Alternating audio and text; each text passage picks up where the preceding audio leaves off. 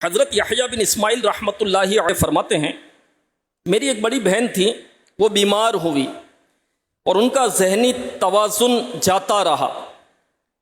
کم و بیش 10 سال سے زیادہ عرصہ وہ اس آزمائش میں مبتلا رہیں۔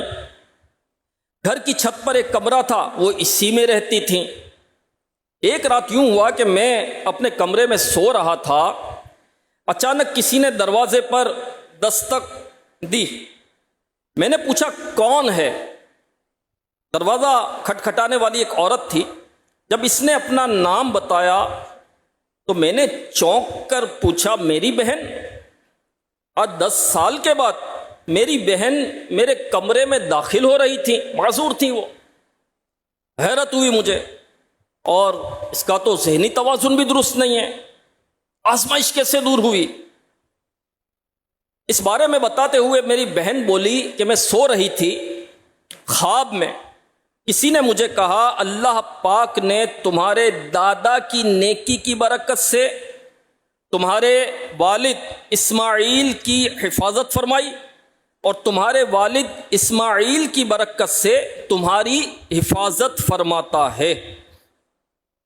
تمہارے دادا اور والد شیخین کریمین یعنی مسلمانوں کے پہلے اور دوسرے خلیفہ حضرت ابو بکر صدیق رضی اللہ عنہ اور عمر فاروق رضی اللہ عنہ سے محبت کرتے تھے۔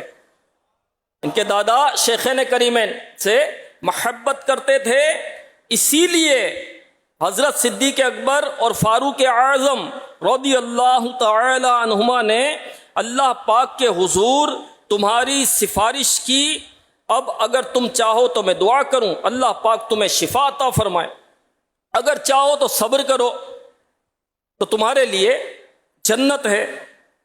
میں نے کہا میں تو جنت ہی جانا چاہتی ہوں، باقی اللہ پاک کی رحمت بہت بڑی ہے، بہت وسیع ہے، وہ چاہے تو دنیا میں شفا اور آخرت میں جنت دونوں ہی عطا فرما دے۔